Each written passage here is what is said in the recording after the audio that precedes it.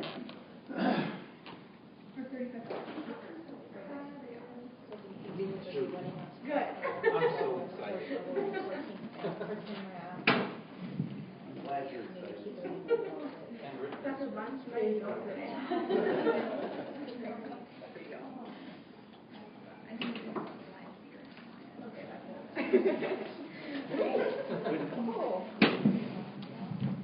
No, this is wrong.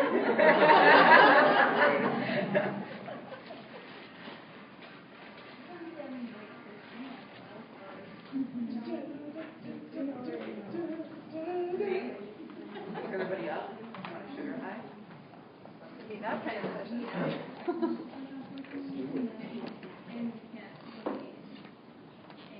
Well, I think we'll get started. So welcome, everybody. My name is Koen. I'm the director at the Conflict Resolution Center. I think I've met most of you here already. We're really glad that you're here. There may be a few more. We're kind of waiting for everybody who's on the list to kind of straggle in, but I think we'll just get started, and they'll get here when they get here and if they get here.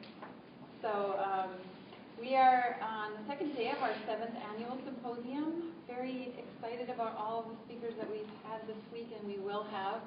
I want to make sure that you notice our sponsors so they get some recognition for, kind of recognizing the importance of teaching a lot of the concepts and ideas and skills that we're learning this week, and in support of a lot of you who are here under those sponsorships. So glad that you're here. I'm especially privileged to introduce our speaker for this afternoon, Koen, who's from Minneapolis, right? At least not from there, but living there.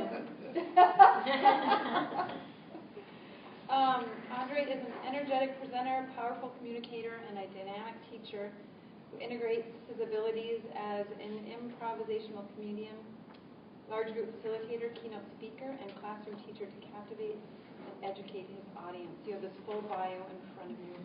I won't read it to you. So help me welcome Andre. Thank you so much for being here. I'm always concerned that there will be like me and whoever I brought with me whenever I start having these difficult conversations. So I'm glad to see that there are friends here. And so thank you so much for spending this afternoon with me. And hopefully I will give you some tools that you can use professionally and personally as you experience the same kind of world that I'm experiencing. I don't know about you, but as I get older, I'm finding that the world is much more complex than the simple ways that my parents tried to teach me about the world, or the small neighborhood that I grew up in is a part of a much larger and more complex environment that I'm learning about as I get older. And I don't know if many of you had these kinds of feelings. I wanted to change the world growing up, and I was told that I could. The only thing that I'm finding problematic was the fact that I wasn't trying to change the world for the world's betterment. I was trying to change the world so that I could be the hero. And as I get older, what I realize is that my job is not to be the hero. My job is not to be president of the world. My job is to play my part in the ever-evolving history and story of our humanity. And so I will ask you if you will also play your part in this dramatic expression of our humanity. So I want to say thank you for that. I also want to say that I am not the smartest person in the room. I only happen to be standing in front of the room because I have some questions, and I'm able to engage people in the conversation. And so I would imagine that you came here looking for something specific or particular. And so I'm curious. It's obvious that I have my handouts. I have a PowerPoint presentation. For whatever the reason, the computer keeps trying to reload itself, so we'll limp through that. But what were some of the things you were hoping we would talk about? Some things that might be conversations that you can't necessarily have in other places, or things you hope we would not talk about? I've heard that a million times. I don't want to talk about that anymore. Did you have any expectations, any hopes? Why did you choose to come today? Yes. I can tell you why I chose to come. I actually work with McNeil Steel in Fargo, so I'm here more from a professional standpoint. I work as safety manager there.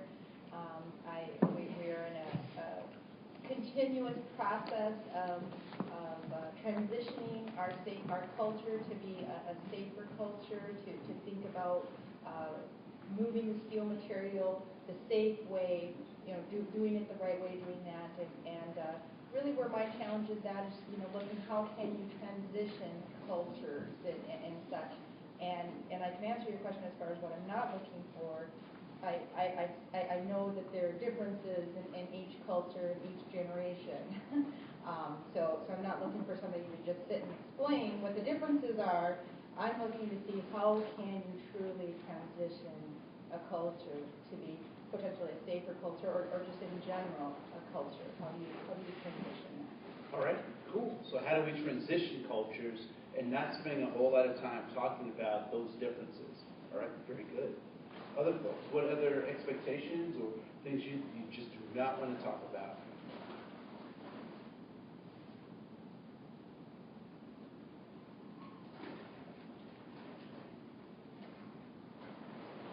No other expectation? Yes, sir.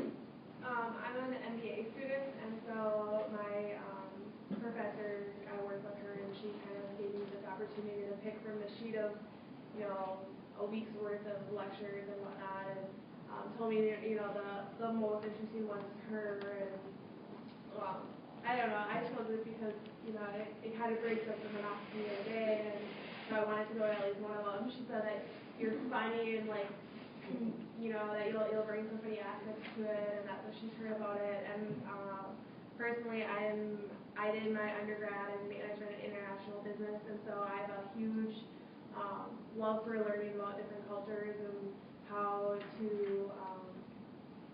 help them adjust to either we adjust to them when we go into their countries, or they adjust to us when they come to the U.S. And so kind of learning about hearing your input on it.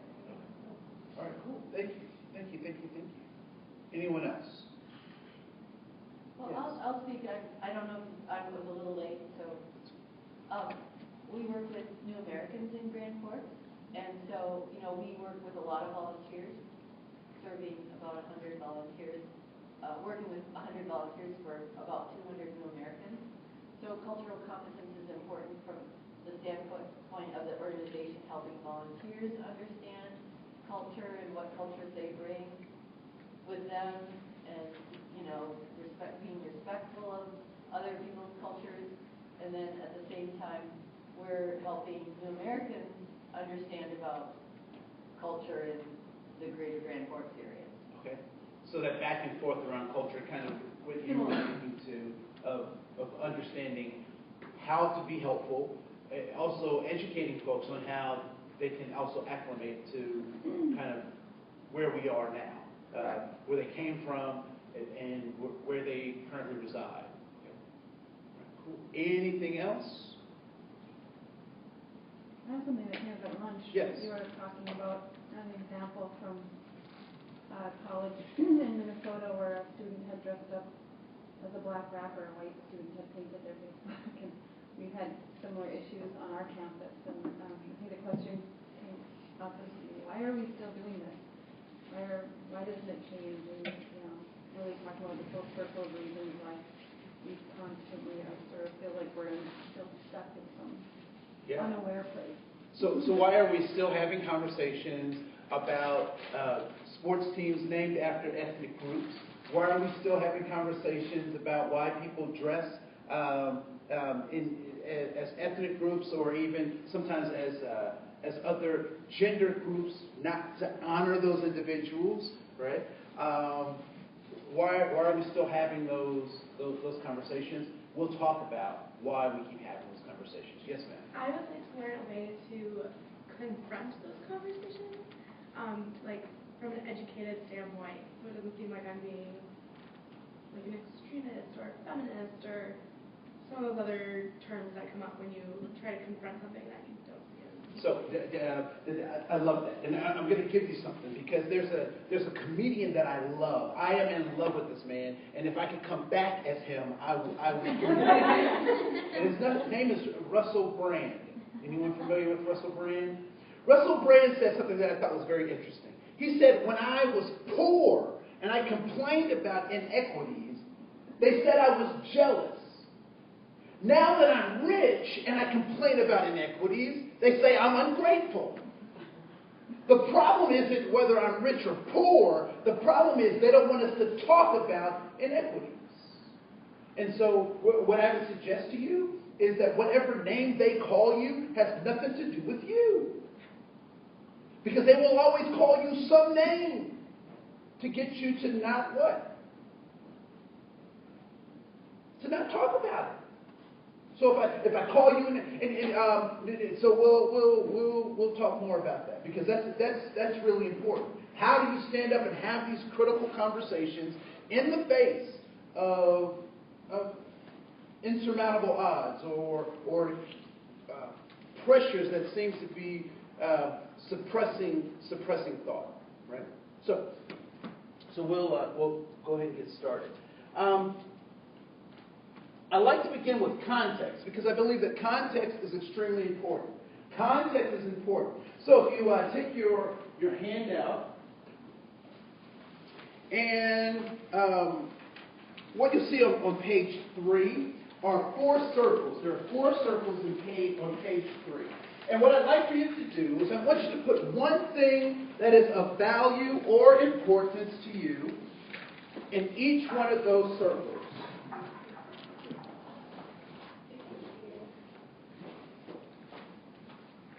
All right? So one thing that is of value or importance to you in each one of those circles.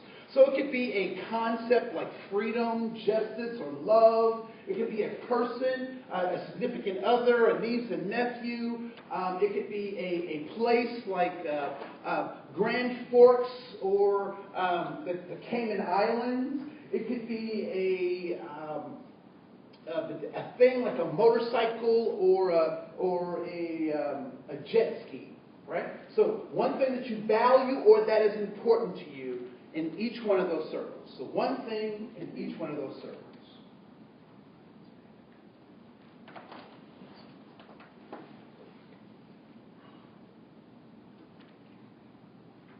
All right, one thing that you value in each one of those circles. I'm not nosy, just as a teacher, I walk around. No copying. John looks like a copier. I am. I can't wait to hear what they say that I like.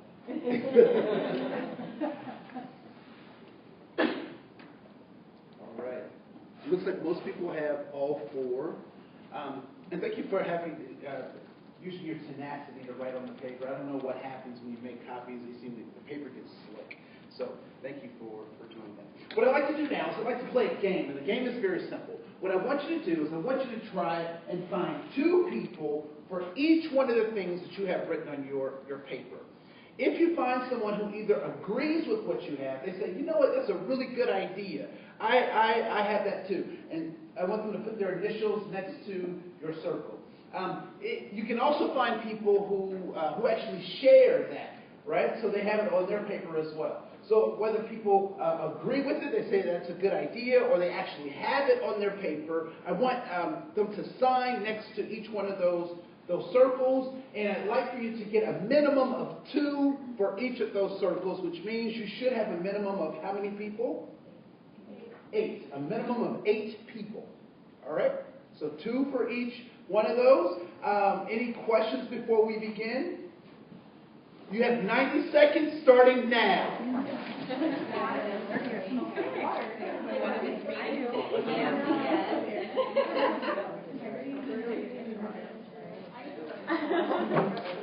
Where did you initial? Okay, I have it. Right here is mine. I thought we were awesome. All right.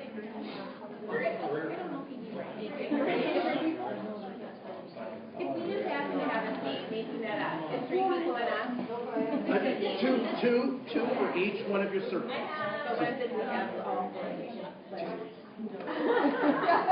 How do you feel about I have fairness, integrity, community, and diversity?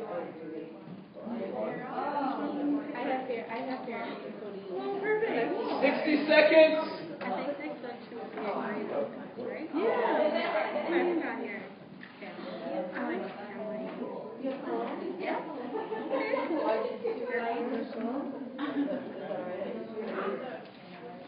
Yeah, you do. No.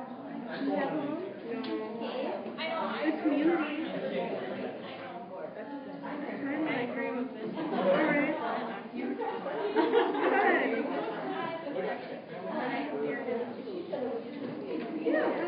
30 seconds.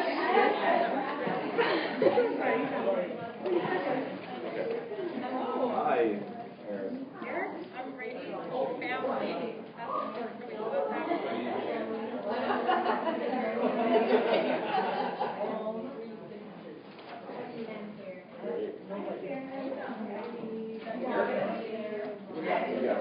Love, family, belonging to us. Just hold it in circle right there. Everybody's got family. We just have to have two circles. Well, I have security and Okay.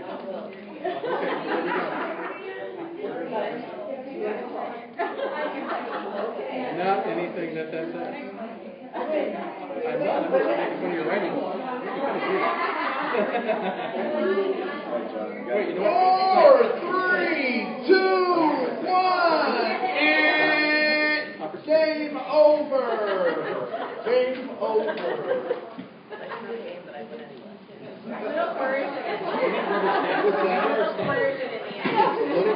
This is good. So first of all, was there anyone that was actually able to get 8 different people? 8 different people. 8 different people. 8 different people. Okay, so you have 2 people here. Let's give them a hand. Was there anyone that was able to get 8 people total? A minimum of 8 people total. All right, cool. Let's give them a hand too. Is there anyone that was not able to find anyone to sign on their paper at all? You have a totally blank piece of paper. Okay, great. So everybody was able to find someone to share with. So what do you think is what's the objective of this particular activity? Create human connection. What's that? Human connection. So human connection. What else? common values.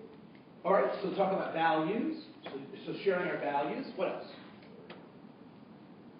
Think about, what we agree or disagree with. Okay. There were some sheets that I saw that I was like, I don't really agree with that, so I didn't sign off on that. Okay. There was something else that. So thinking about things that you agree with versus things you don't agree with, things you would sign on to, things you would not sign on to. Other purposes. What do you think that? Difference in perceptions. Okay, so difference in perceptions. So we don't necessarily see things the same way, or in some cases we do see things the same way. Right? Yes. I was going to say, the concentric circles of values. So some people, I wrote something down and they said, oh, that's a good one, but I didn't think of that in my top 5 things. So Okay. certain people might have some values that are really important and they value more things, but it's just how we perceive those values. Okay, so there may be some things that we value. Now, I want to go back to one of my early questions, right? So there's no one that was not able to find someone to sign on their paper. Is that correct? Yeah. So what's the purpose of this activity? It's my answer. I like it. Excuse me, that's my final answer. What's the purpose? We're not the same. We're not. We're all connected. To show that we all have similar, we're all interested in similar, at least one thing. We all have similar values. Values. Right. What I would suggest is a lot of times when we've engaged in diversity conversations, trainers and people have spent an enormous, a large amount of time talking about our differences, but we don't spend enough time talking about the things that make us more similar, that make us most alike.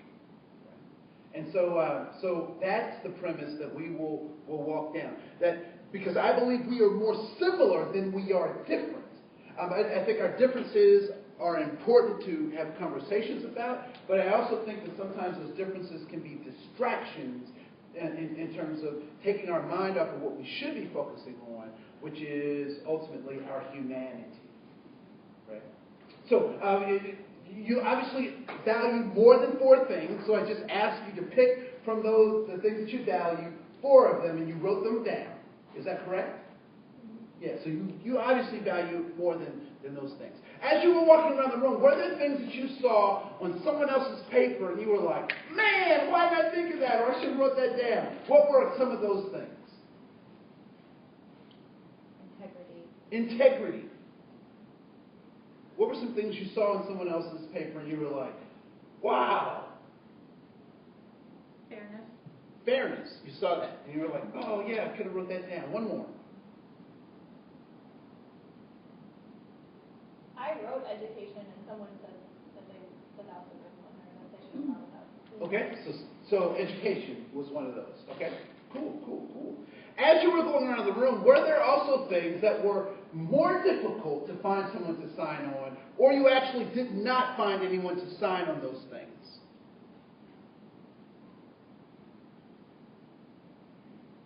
There weren't any things that were more difficult than others to find? Football. I'm like, not so much. That was one of my favorites.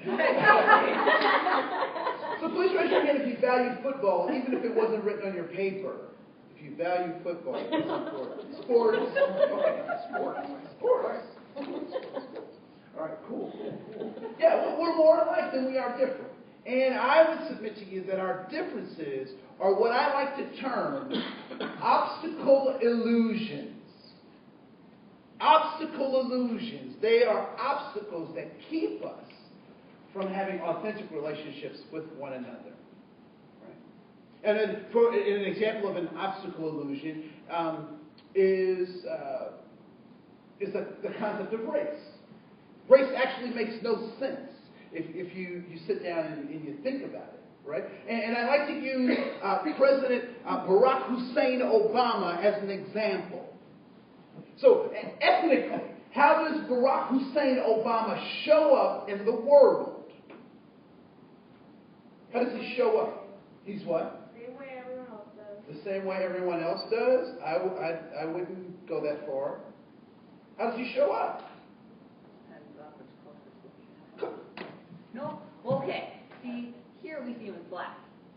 But since he's half and half, in other countries, he's not black. He's not. I don't care what other countries, I don't care what we say here. He shows up how?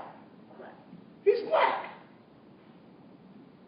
Is that the root of his humanity? No, it's not, right? So he was born from his father was a black Kenyan. His mother was a white woman from Kansas. They came together and they Obama'd. And so he does show up in the United States as a black man, but he also could show up how? As a biracial or mixed race man. Which also means, as much as he shows up as a black man, he could show up as a mixed race man, which also means he could show up and say, I am a white man. How would President Barack Hussein Obama be accepted if he walked around saying, I am a white man? It's hard enough for some people to believe that he was born. Nonetheless, that he is a white man. Right? And so when we think about race doesn't make a whole lot of sense when we think about our humanity. Because I was born in the United States, but had I been born in Puerto Rico, I would be what? I'd be Hispanic. Same, everything's the same. But because I was born in a different place, I would be a different group. And so if race is a thing, it should last. It should be the same no matter where you go throughout the planet. When in fact, it's not. Right? It's not even the same, in the United States, but we'll get a chance to talk about that as well. All right, so just a couple of truths I want to talk about and address. One is that human beings can learn, change, and grow. Who I am today is not who I was at 17, thank God. We can learn, change, and grow. And we typically learn from our successes and our failures. But we tend to appreciate our successes a whole lot more. Right? So we can learn, change, and grow. People do what they think works even when what?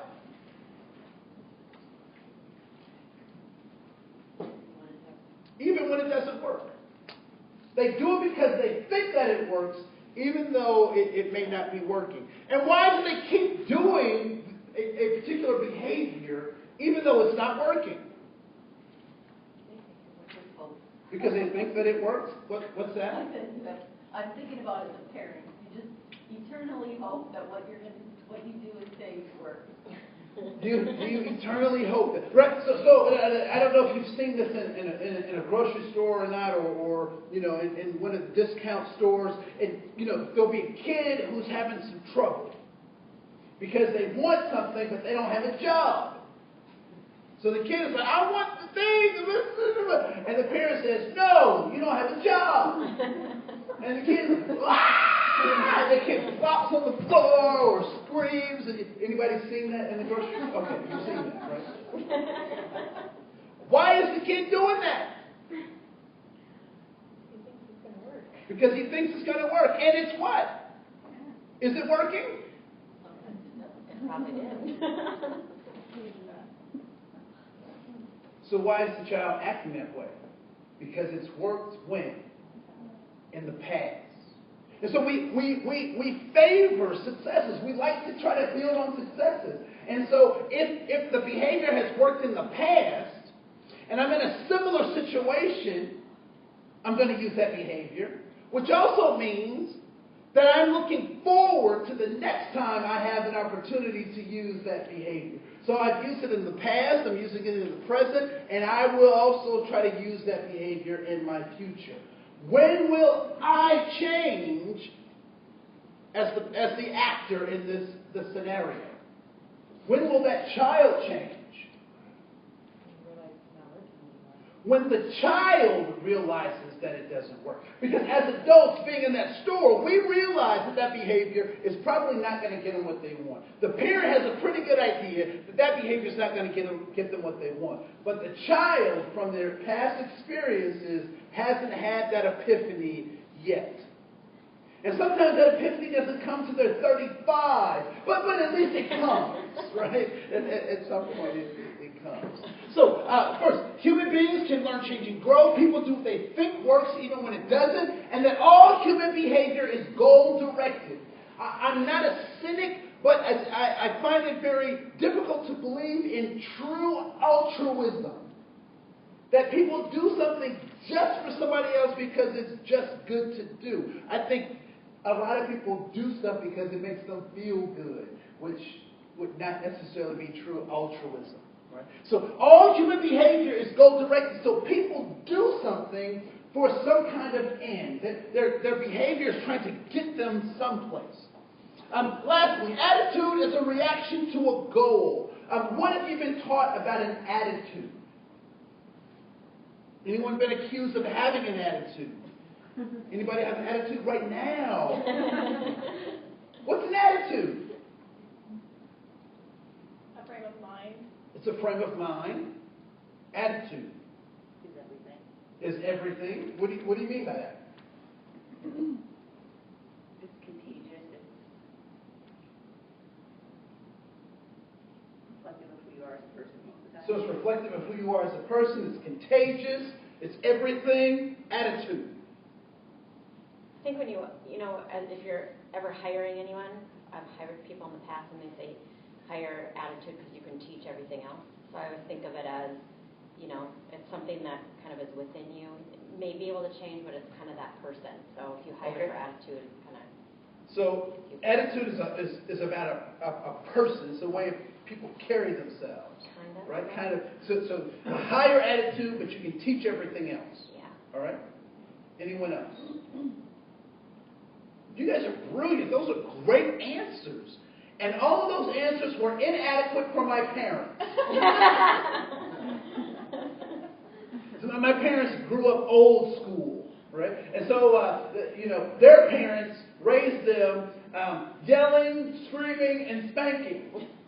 And so my parents said, you know what, we're going to raise our kids differently. We're college educated, so we're going to use psychology and use all of all the things that we've learned, in our matriculation to raise our children. And when those things did not work, they went back to what they knew, which was yelling and screaming. It's just dying. I don't need it anyway. They went back to yelling and screaming. And so my parents would say, like, crazy stuff. Like my dad would say, boy, you better fix your face. And so I would go. And then he'd send me to my room. Right? Or my mother, she would just cut straight to it and she'd say, boy. And I have to tell you, I thought my name was Boy for the first 10 years of my life. Right? She'd say, boy, go to your room till you get your act together. And I would say, yes, ma'am. Be in my room. I'd get my act together. I'd step out into the hallway. To be or not to be. I spent a lot of time in my room. Because that's not what they were talking about in terms of attitude. And it took me a long time to figure it out. And so I'm 17. And one of the things you have to know about me is that I grew up in the church. My dad was my pastor. And so on Sunday, we would go to church from 7:30 a.m. to 11:30 p.m. We stopped at 3 o'clock for chicken, not because we're black, but because chicken is delicious. So church on Sunday all day. Friday night, I asked my dad for the car because my dad loves me. What does he say? What does he say? Oh, he loves me, yes. So I get in the car, I'm hanging out with my friends. I'm hanging out with my friends. I fill the car up with gas. I come home before curfew. And my dad says I have what kind of an attitude? What kind of attitude does my dad say I have? I have a good attitude. And I would say the same about my father. So Friday night, my dad and I are cool. We're doing great. Sunday, my best friend Dexter calls me at noon and says, Andre, can you pick me up for the movies? What do I know about Sunday? I got church all day. But I'm 17. I'm invincible. And Jesus is my friend. So I go up to my dad and say, Dad, can I borrow the car? And what does my dad say? No. Not only does he say no, but he gives me a sermon about how I'm leading people to hell. In my household, the worst consequence for anything was hell. Didn't do the dishes? Going to hell. Didn't make up the bed? Going to hell. And you can either go to hell on your own, or he would show you the way. So as a result of that interaction with my father, I would say that he had what kind of an attitude? A bad attitude. What would he then say about my attitude? That it is also a bad attitude. Friday night we're cool. Sunday we're not. What determines an attitude? Your response to a situation. Your environment. It's a perception. It's a perception. Context. Let's bring it home a little closer. How many people have teenagers in your life? A son, daughter, niece, nephew, cousin, teenagers, right? Has this ever played out with a teenager? The teenager goes up to an adult in a way that's not normal for the teenager, right? And they come up and they say, dear kind adult, may I please go to Cindy Whitworth's party? It starts in 5 minutes. Right? And the adult is standing there listening to this, and they're like, wait a minute, you were just fighting with your brothers and sisters. You got a C on your report card, and your room is a mess. No, you can't go to Cindy's party. What happens to the teenager? They pout. They start pouting, right? They transform into some kind of gargoyle monster thing that gains 5,000 pounds, and they're walking around the house. And then they close the door like they own something. You know? And then the adult is thinking, you know what, cooler heads need to prevail. This is not how I want to teach the kid how to be a responsible adult. So you go to the room and you say, you know what, child, I have thought about this, and you may go to Cindy's party for an hour and a half. And then afterwards we will take care of other things. We'll do chores. The gargoyle monster happens. What happens when the adult goes to the door and says all that stuff? What happens to the gargoyle monster? It all melts off and they become like an angel. Right? So it all melts off, and they at the least, they want to have a face-to-face conversation with you. Right?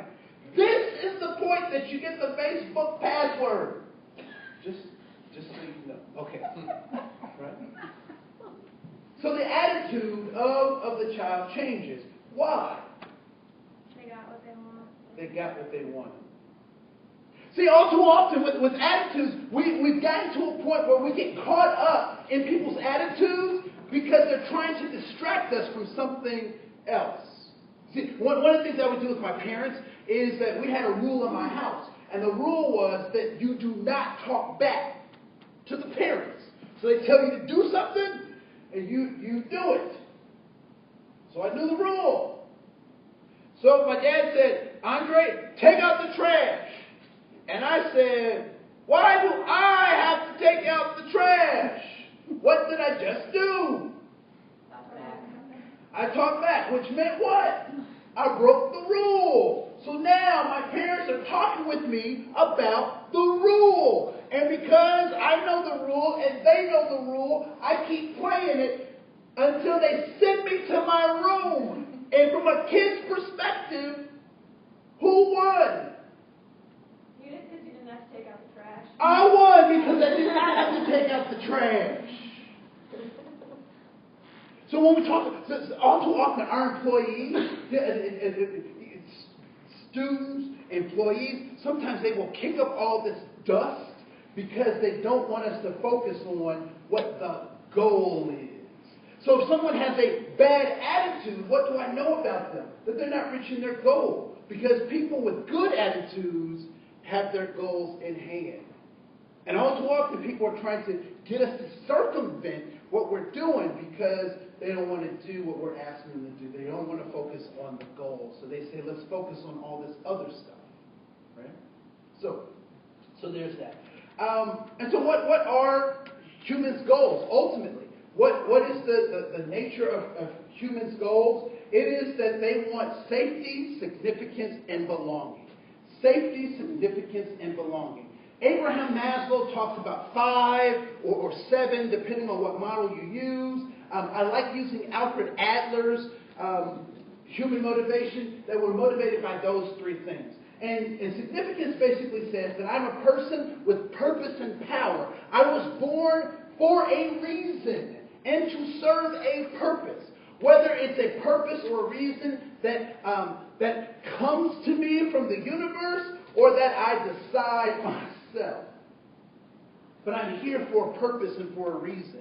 And when I worked with middle school students, they would suffer from quote-unquote low self-esteem. And they would say, things like, I'm a loser and I can't do this, that, or the other thing. I would just point out to them that they were born a winner. Because out of all of the pieces of matter that left their father, that met the mother's egg, they are the one. So they won once.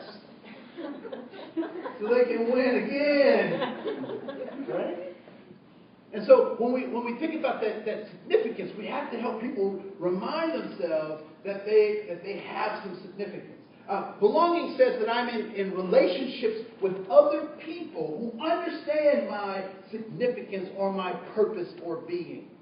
And so I'm in relationship with those folks. And then safety says that I'm in physical, emotional, mental, and spiritual and safe networks that allow me to expand on my significance and have my relationships. And so safety, significance, and belonging becomes extremely important. On page 3, there are those two guys that are in the background. And those are dinosaurs. Why are dinosaurs no longer with us? Why are dinosaurs no longer with us? Evolution. All right, what about evolution? Over time, their genes weren't as useful, and so it transformed into something else. Okay, so their genes weren't as useful. What else? What else happened? A series of an unimportant. Right? So what in particular happened? Climate change. The climate change, right? Some folks believe that an asteroid hit. Others believe that some other cataclysmic stuff. But ultimately, the dinosaurs could not adapt to the new context. And so that's why some of our relatives have to go too. Like the dinosaurs. Right? So context is extremely important. And context is a combination of, there's a direct relationship between context and culture. Context and culture are related. You cannot separate the two of them. Context and culture are related. And so when we talk about culture,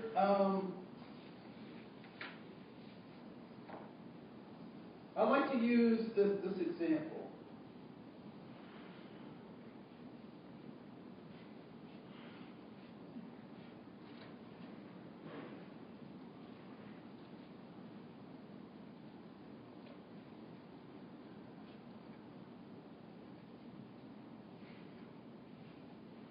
Anybody seen the movie Titanic? All right. This is Leonardo DiCaprio right here. I'm king of the world! Right? So he said, so what was it that sank the Titanic? Iceberg. It was an iceberg. Did they not see the iceberg? They didn't see how big it was. They didn't see how big it was, right? And so, what's that? They could only see the tip of the iceberg. They could only see the tip of the iceberg. And so the part that did the most damage was the part of the iceberg that they could not see. And so when we talk about culture, I like to use this as a diagram to kind of talk about culture and its relationship to context, right? And so as you talk about how do you help move employees, this becomes a very good way. Because first of all, what do your employees want? You know exactly what they want. They want to get paid, yeah. They want to get paid, they want to get their job done, and they want to go home safely. Safety, significance, and belonging. That's what they want. What do Somali people want? Safety, Significance, belonging. What do Native people want? Safety, significance, and belonging. What do Nordic people want? Safety, significance, and belonging. What do skinheads want? Safety, significance, and belonging. What do bigots want? Safety, significance, and belonging. We'll talk about the differences in just a second. So when we talk about culture, there are two parts of culture, and forgive me if I break this down too basically, because I was a middle school teacher, so this is where I cut my teeth. Right? So there are two parts of culture. There's the part that you can see, and the part that you can't readily see. And the part that you can see, we will call artifacts. And the part that you can't readily see, we'll refer to as values. All right? So what are some artifacts that you go to a different restaurant, you go to a different, you go to a museum or you go to a different community, what are some of the artifacts that you can see that you know that is a different culture, or that there has been a shift in culture between where you were and where you are now? What are some of the things? So architecture. Or yes. Just dress. All right, the way people dress. What was that? Cleanliness. Oh, cleanliness. All right, what else? Language. Language.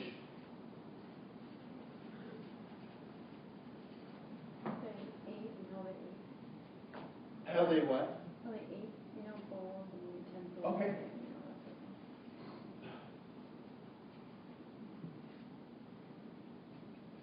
Eating tools and patterns.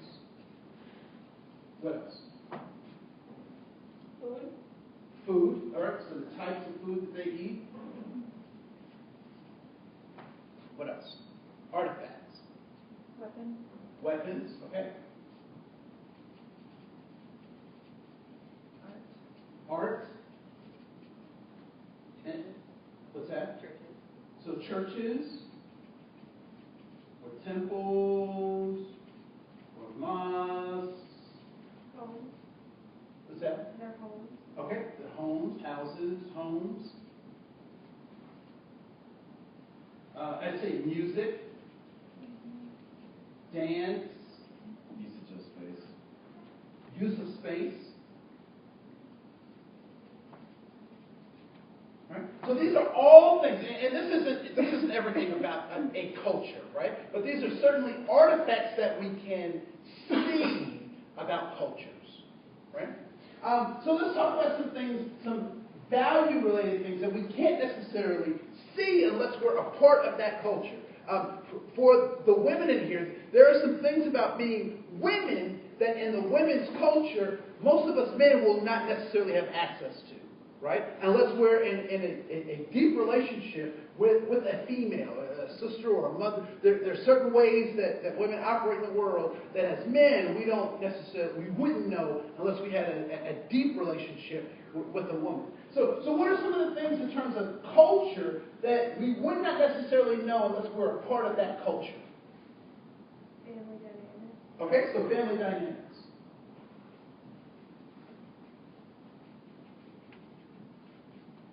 What else? Stigmas that come with having an opinion. All right. I'm going to say stigmas. I'm going to say taboos. Right? The things we don't talk about in our culture. What else? Acceptance. Okay. What do you mean by that? Acceptance. Women might not be accepted everywhere. Or, Okay. Rape could happen. Okay. So maybe gender roles as well. Past experiences. Past experiences. Okay. So maybe cultural history is something they share. I would say relationship with God or spirituality, or no relationship with God or spirituality. I'd say life, the meaning of life and death. What time means. Some cultures believe in being on time. Some cultures believe in being in time. Right? We put family dynamics. Anything else? Meaning making. Meaning making, right? So how things become important, or the methods that people use to make things important. Now, one of the things that we have to recognize is that the parts that we can see about a culture are the physical manifestations of the values. This is all physical manifestation of the values. Now, the interesting thing that happens in popular culture is that in popular culture, they try to disconnect the values from the things that we can see, and then these things become stereotypes. Have you ever thought about a stereotype and said, well, it seems true. I mean, part of that seems true, but I can't think that way. That's wrong, right? What has happened is that people have taken the things that they can see and they've disconnected it from the values. And so you end up with, when you disconnect the things you can see from the values, you end up with Pat Boone. Most of you guys do not know who Pat Boone is, which is okay, because he was reincarnated as Robin Thicke. True. What was the song he did? Blurred Lines, that he stole from Marvin Gaye. I don't care what he says, he stole that from Marvin Gaye, and he smoothed it out so it was. Anyway, so and that's what Pat Boone did. Pat Boone did very much the same thing with Little Richard's song Tutti Frutti, right? So Little Richard said, "Wah ba loo ba ba ba ba," and Pat Boone said, "Wah ba loo ba ba." So here's a trick question. I'm telling you, it's a trick question because it's a trick question. I usually warn you when I'm going to give you a trick question. These are coconuts. Why was the Titanic not sunk by coconuts?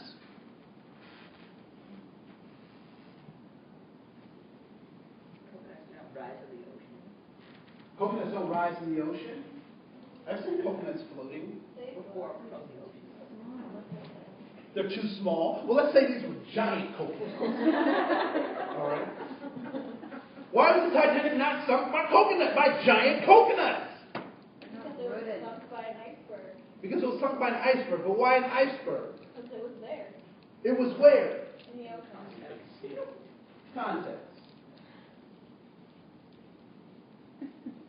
You cannot find coconuts in the Arctic Circle. But you can find icebergs. So context becomes extremely important when we start talking about cultures. So let's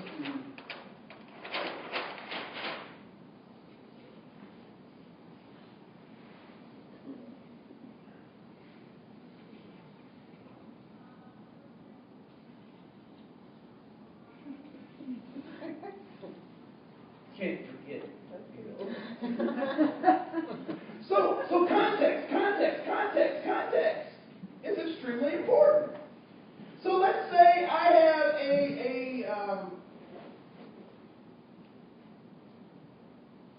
a farmer. That's almost 110. I have a farmer from North Dakota. I have a farmer from North Dakota. You say it like that? We try not to, because that's how we say it in Minnesota. So I have a farmer from North Dakota. Anybody been around farmers? Do you know anything about farming? All right, cool. Is there a certain kind of intelligence that farmers have to be successful? Yeah. All right. What kinds of things must a farmer know to be successful at farming? Yes. Well, it depends on if they have animals or just. Give it to me, all of it. I want it all. Things about agronomy, and they basically have to be a veterinarian at some level. So they have to know something about animals. So they have to be a veterinarian, right? They might have to know about animal husbandry, right? How to get that big long glove in there and clean out one of the stomachs. They have to know all that kind of stuff, right? What else do they have to know? Technology. They have to know technology. Example. They have to learn how to run their GPS systems in their tractors. They have to learn how to run their GPS systems in their tractors so that they stay right on line, right? And they can actually get the tractors to run so close to lines that they couldn't do it by hand, that the computers have to do it that finely, right? What else? So we got computers. We've got veterinary medicine. What else? Weather. They have to understand the weather, right? When to plant, when not to plant. What else do they have to recognize or know? Market. What's that? Gambling? Being a farmer is gambling. Oh, okay, yeah. I was like, she was saying that the whole marketing of being a farmer is a gamble. Not that you gamble as a farmer. There was another voice. I said marketing, like if you're going to plant soybeans versus corn, what's selling today versus... Yeah, you have to understand the market, right? So what products can I produce that will be marketable? They also have to know about chemistry, right? Whether I'm going to be an organic farmer or a Monsanto licensed farmer.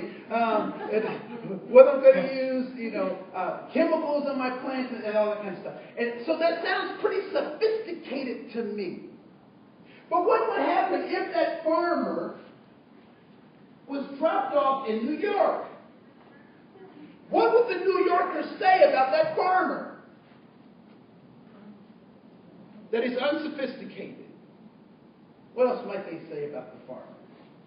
Not intelligent. That he's not intelligent. Uneducated. That he's uneducated.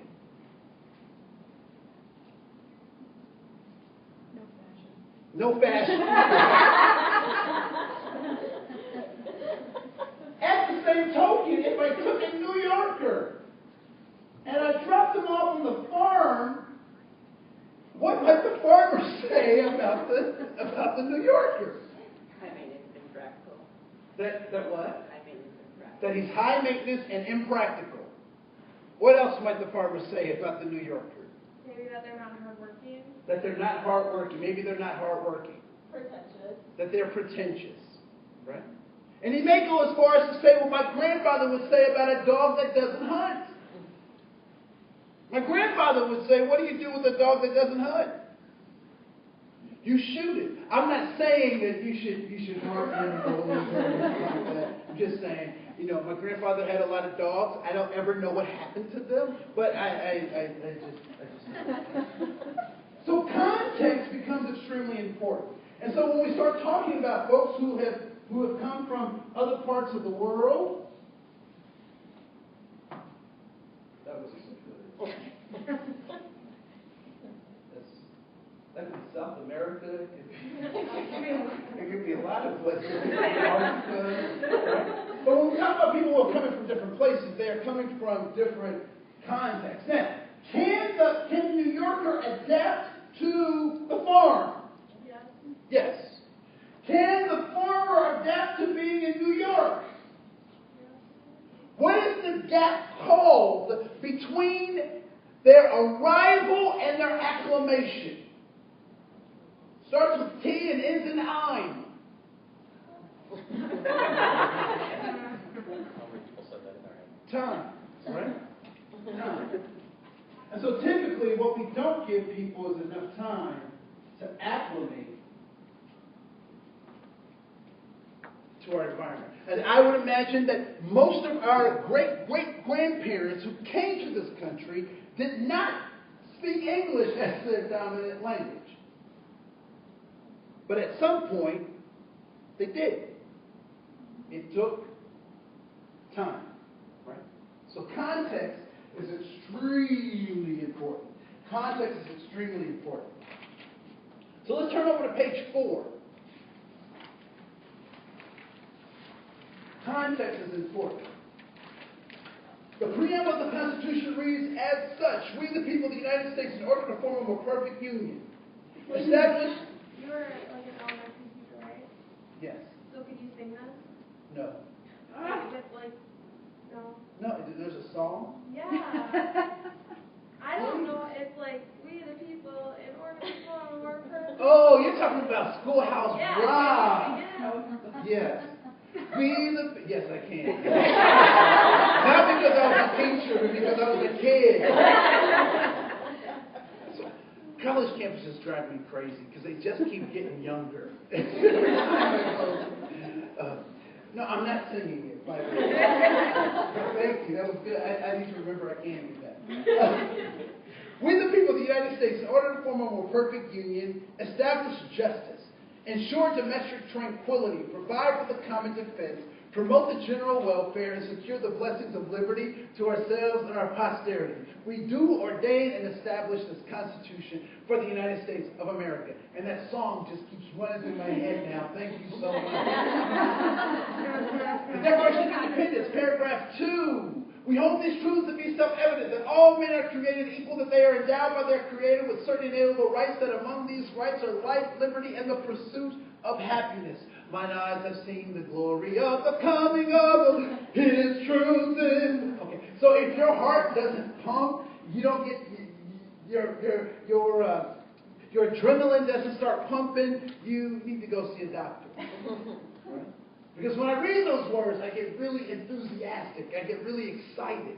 And it's so funny because people will say to me, Andre, when they wrote those words down, they weren't talking about people like you. And I just simply say to those folks that if they did not want me to hold them accountable to these words, they should have never written them down, and they should have never allowed me to learn how to read. Because I'm going to hold the United States to these sacred words. One of the things that I love about the United States was that there were lots of people who were not happy with the election of President Barack Hussein Obama. There were people who were really upset about it. But what did not happen? What didn't happen? Impeachment. There was no impeachment. There was no mass rioting in the streets. There was no overthrow of the government. Because as Americans, we believe in the Constitution of the United States. And we say, you know what? We lost this one this time. We'll get you on the backside. We'll get you next time. We'll come back and we'll try it again. And so that's the greatness of our country.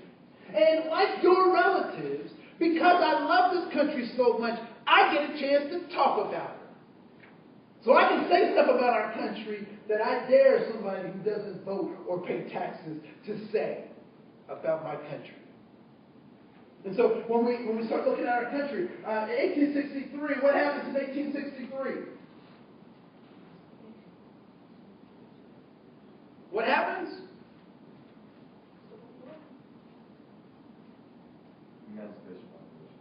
The Emancipation Proclamation, and what does that do? It does what for whom? It frees what? It frees the slaves that are inherently already free within the North. It frees the slaves. It frees the slaves. It frees the slaves. What is a slave? What's a slave? Someone that's forced to work for someone else. Someone that's forced to work for someone else. What is a slave? It's human property. It is human property. Slaves are property. Was it property that was snatched from their homeland? Was it property that had to work from sun up to sundown, 7 days a week for their whole lives? Was that property? Was it property? No. These were human beings who had hopes and dreams, who had love for other folks, who had families, who wanted things for themselves, and the system of slavery dashed those hopes.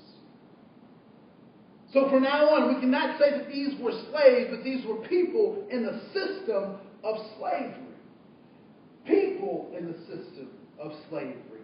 People first language. People first language. 1920, August 18th, what happens?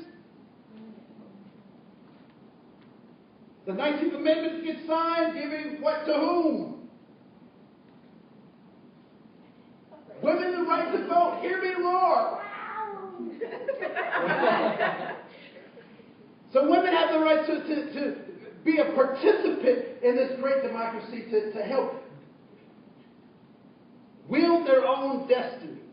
So they get to be a part of the democracy. 1924, the Indian Citizenship Act is signed. 1924, the Indian Citizenship Act is signed, giving Native Americans citizenship to the United States of America. Pause for the irony.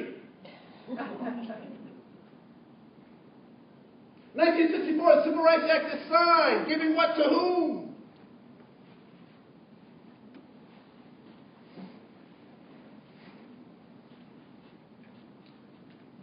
'64 gives what to whom?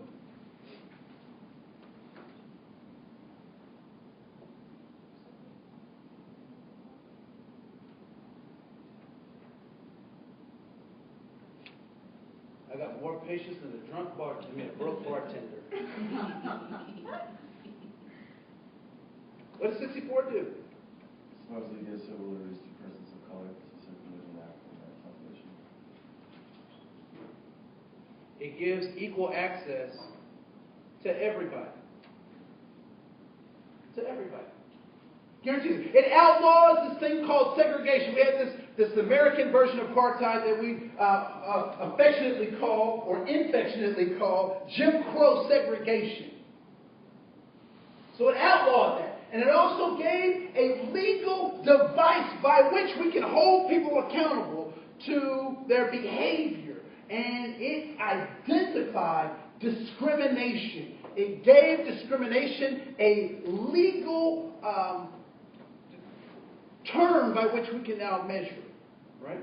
So it outlawed segregation and it defined discrimination. That's going to be important as we come back to that. 1978, the Native American Freedom of Religion Act is signed, giving Native Americans the right to worship how they will. We don't even need to talk about that, do we? Right? And then 1990, the Americans with Disabilities Act does what for whom? Accommodates individuals who are disabled and not able to perform regular functions. Gives them equal access to goods, jobs, services, and money, just like anybody else. Right? Context is important. Context is important. One of the things that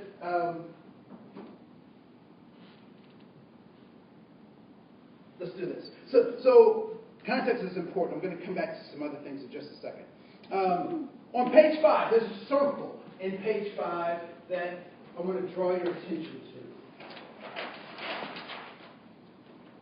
And so let's say that this circle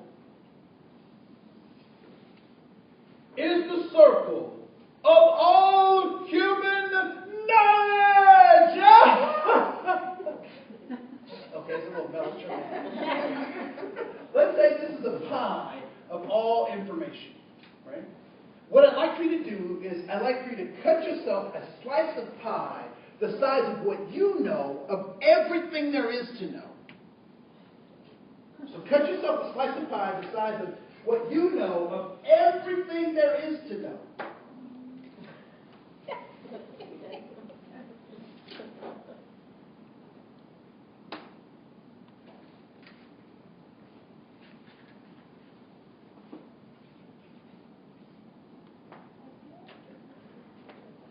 So what are some examples of things that you know for sure? What are some things you know for sure? You know your name, John. That's because they printed it for me. I know, that's why I do it. Right? So you know your name. What else do you know? You know that you're here. You know that you're present. Right? One more. I'm a female. You know that you're a female. All right? Great. So there are things that you know. Now what I want you to do is I want you to cut a second piece of pie, and this piece of pie is quantifiable. All right? I want to say that. It is quantifiable because we want to leave room for a third piece of pie. All right? So the second piece of pie is quantifiable. And for this piece of pie, I want you to write down or carve out a piece of pie that is the size of what you know that you do not know. All right? So, for example, I know that I do not know Mandarin Chinese. I'm aware of that. Right? I know that I should not be your heart surgeon. I know that. Right? I also know that I can't fly a space shuttle. So those are things that I'm aware of that I know that I do not know. All All right, so I want you to cut that second piece of pie. What's the total number of pies that we get? What's that? What's the total number that we're working with? 100%. How many examples do you have? We're going to just cut it into 3 pieces. Three. Yeah, just 3 pieces.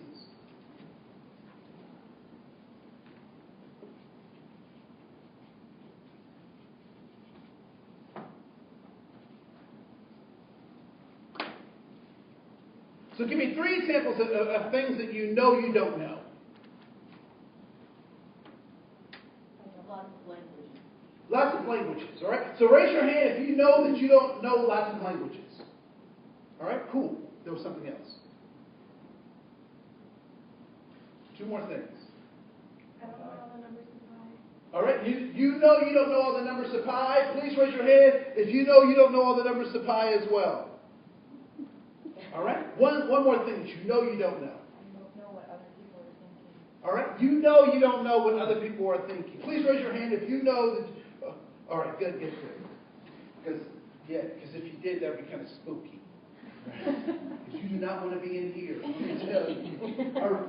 So we have what we know, we have what we know we don't know, and what do you think the last part is? Don't know, you don't know. That's right. What you don't know, you don't know.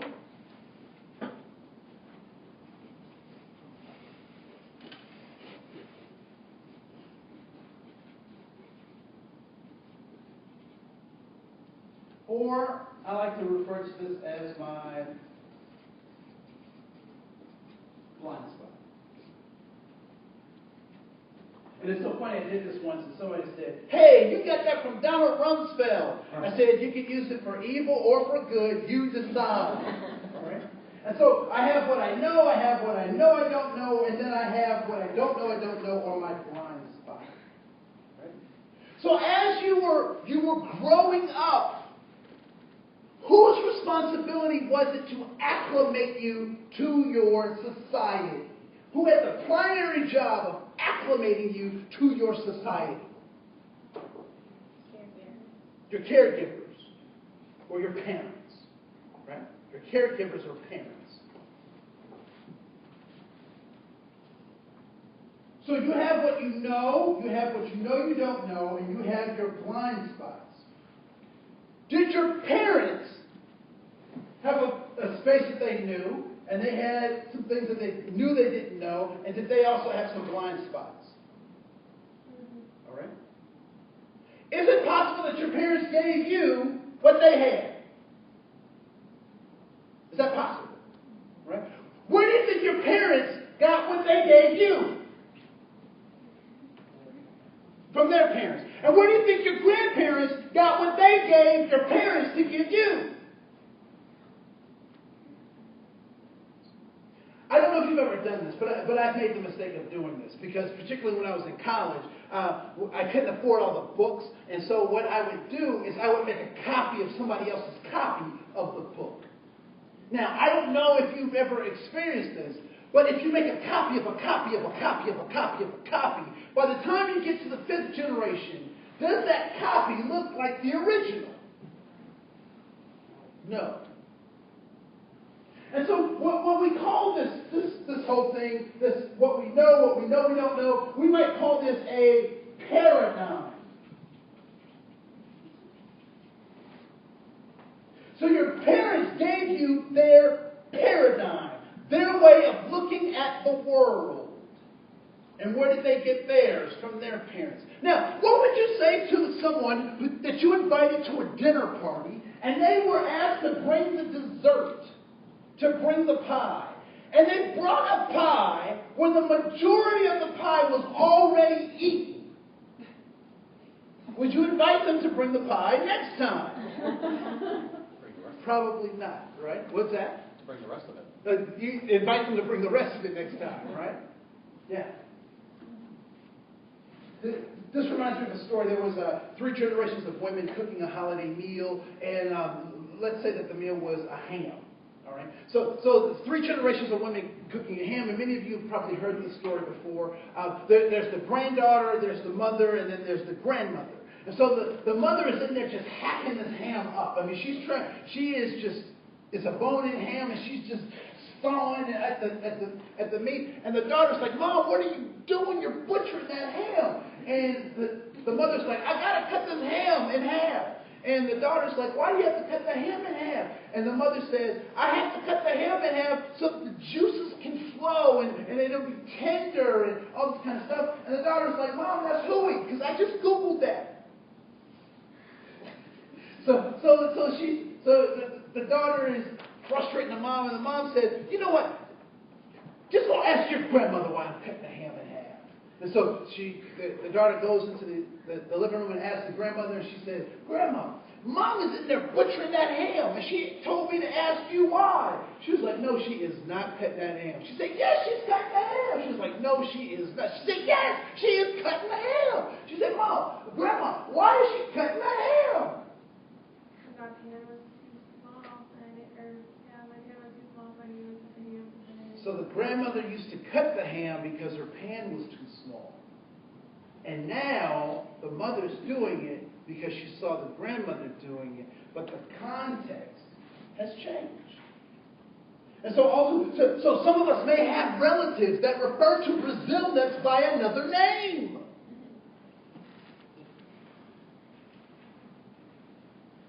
Some people know what I'm talking about. Some people don't. And some people are pretending. Right? So, for folks who aren't familiar with that, Brazil nuts are these little wedge nuts that have a hard wooden shell, and they were often referred to, particularly by the greatest generation, as nigger toes. That's how they would describe those. For those of us who have relatives or have heard people refer to that way, what do we say to them? What do we say to those folks?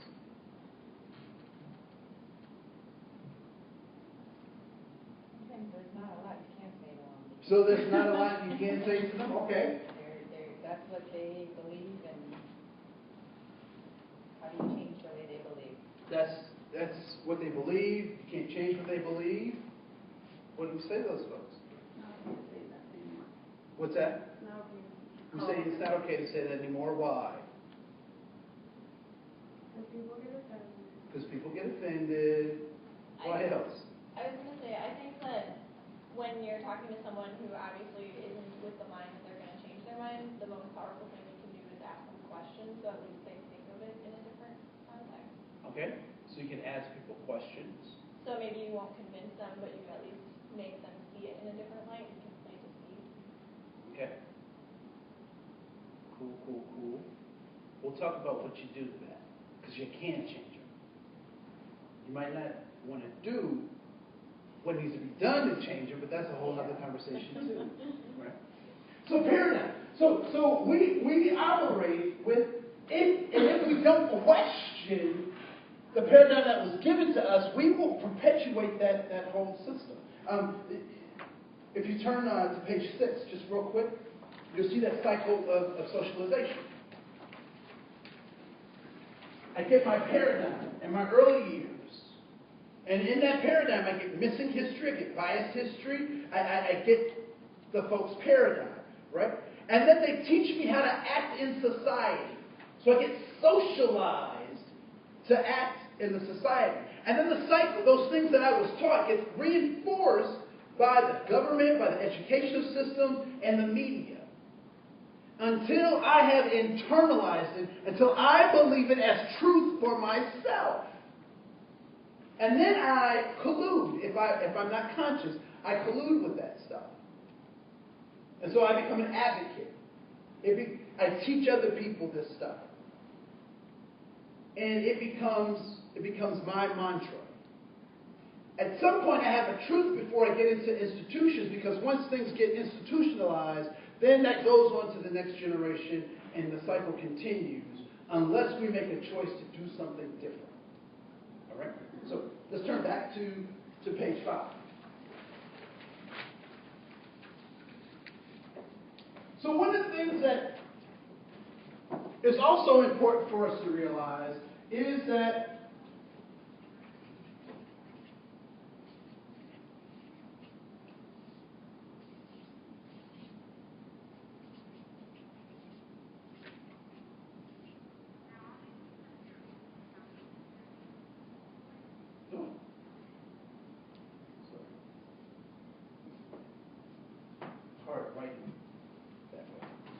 that the human soul is made up of two things. It is a body and it is a spirit. And when those things are in close relationship to each other, we have a human soul. We have a healed soul. Part of what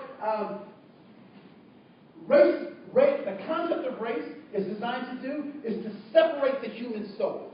Is to break the body from the spirit, to make the body a thing, to classify people as things as opposed to classifying them as people.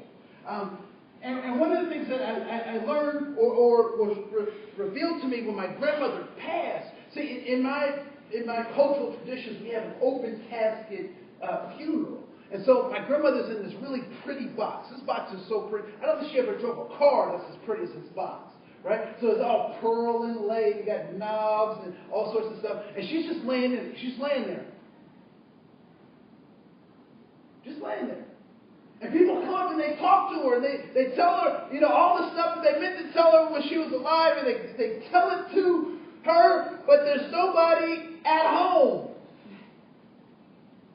Because her body has now become a thing. Because her spirit's not there. And then we have this thing called the repast dinner. So everybody brings, food and stuff to my grandmother's house, and we're sitting there, we're looking at pictures, we're telling stories, and it feels as though my grandmother is there. But her spirit is powerless. It's got less power than it did when it was connected to her body.